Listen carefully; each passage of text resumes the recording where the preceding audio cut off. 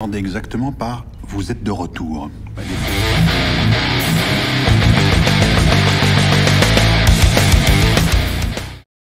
Bonjour à tous, j'espère que vous allez tous très bien. On se retrouve aujourd'hui pour une vidéo un petit peu différente de ce que je fais actuellement parce que je vais vous parler d'un film que j'ai attendu depuis très longtemps. Je veux parler bien sûr de Kaamelott premier volet qui est enfin sorti au cinéma le 21 juillet.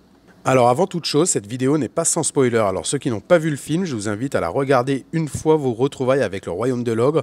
Et si le spoil ne vous gêne pas, j'espère que celle-ci vous donnera encore plus envie d'aller voir le film. Alors comme beaucoup de gens le savent, je suis un fan ultime de la série Kaamelott depuis ses débuts du livre 1 au livre 6, sans exception. Je ne fais pas partie de ces fans qui préfèrent la partie comique des premières saisons ou le côté dramatique de la fin de la saison 4 jusqu'au livre 6. Moi j'aime toute la série sans exception. Donc je risque, et j'en suis désolé de ne pas être super objectif pour mon analyse, et désolé également si j'oublie des choses, car j'aurai tellement de choses à dire que je vais sûrement en oublier, et je m'en excuse par avance. Tout le monde s'en branle, moi le premier. Alors 12 ans c'est long, pour avoir enfin eu la suite des aventures de notre bon roi Arthur. Surtout que l'on se quitte avec la fin de la saison 6 sur cette phrase maintenant mythique « Arthur redeviendra un héros ».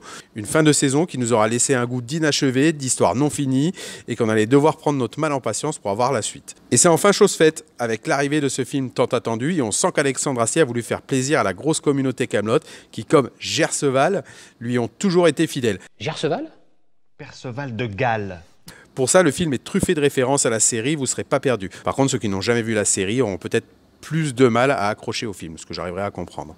Et je vous garantis que les 3 coups de corps dès le début m'ont mis les frissons. J'en ai eu la chair de poule et on pouvait ressentir ce sentiment dans toute la salle. On allait enfin retrouver la fine équipe pour une aventure plus qu'épique.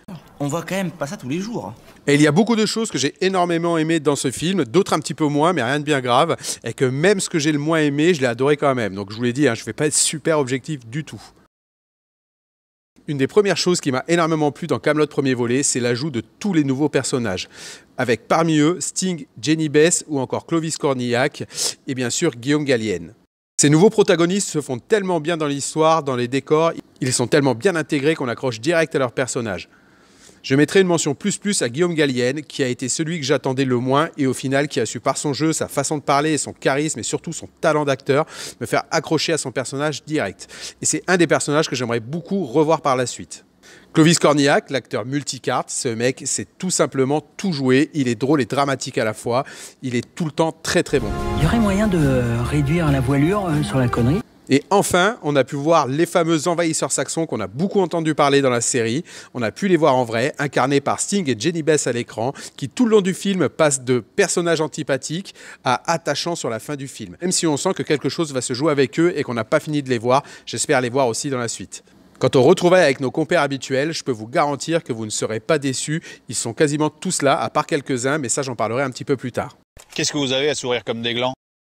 On va donc retrouver ce couple improbable entre Alain Chabat et Géraldine Nakache au début du film, qui n'ont rien perdu de leur fougue, ils sont toujours aussi marrants, ils sont fidèles à eux-mêmes malgré les années qui ont passé et Alain Chabat est juste magistral. Le mec est drôle dans toutes circonstances. Quel plaisir aussi de retrouver Léo Dagan et Dame Célie, toujours très en forme.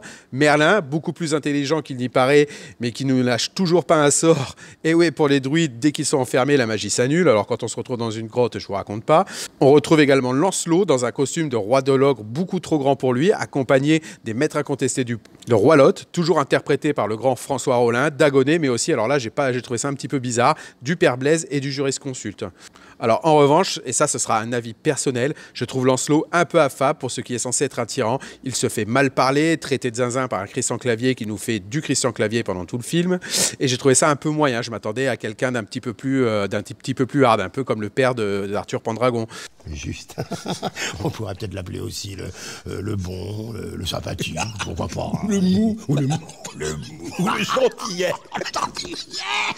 Le duo Caradoc et Perceval en chef de résistance est bien présent tout le long du film et leurs échanges, comme à leur habitude, sont à mourir de rire. Car oui, Kaamelott premier volet n'a pas lésiné sur l'humour. Il y en a partout, tout le temps. La scène de la frontière est juste mythique, j'en ai pleuré de rire. Et la scène du Robobrol, qui a priori n'a pas été appréciée par tout le monde, moi m'a fait mourir de rire tellement c'était du grand n'importe quoi. C'est pas faux. Il y a également d'autres types de scènes un peu plus émouvantes. Moi j'ai beaucoup aimé la scène entre Guenièvre et Arthur. Elle m'a fait verser ma petite larmichette en plein milieu du film.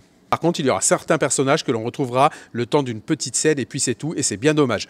Mais il a fallu caler quasiment tout le monde au montage, il n'y a que 2 heures de film, ce qui laisse très peu de temps à certains personnages. J'espère qu'on les verra plus par la suite.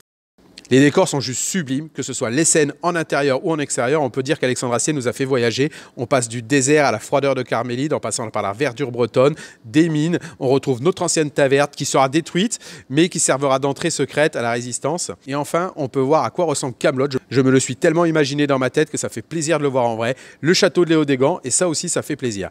Les costumes sont juste magnifiques, avec une petite mention spéciale pour les costumes Burgonde, où là, on va dans le grand n'importe quoi. On a également droit à une scène de siège avec l'attaque de Kaamelott par justement ces fameux Burgondes accompagnés de toute l'équipe. Il faut également parler de la bande-son. Elle est juste extraordinaire. On voit qu'elle a été pensée et écrite pour chaque moment du film. La musique s'intègre parfaitement à l'histoire.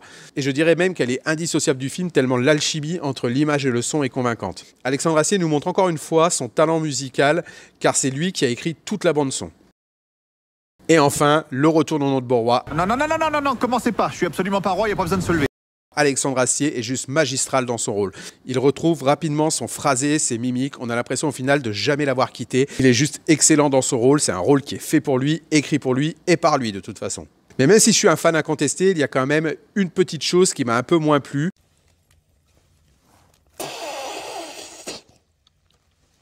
C'est une blague?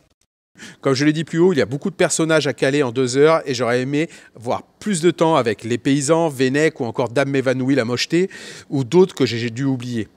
Il y a aussi l'absence d'Yvain qui m'a un peu troublé. C'est la première chose que je me suis dit en sortant du film. Je dis putain, il n'y a pas Yvain quoi. D'accord.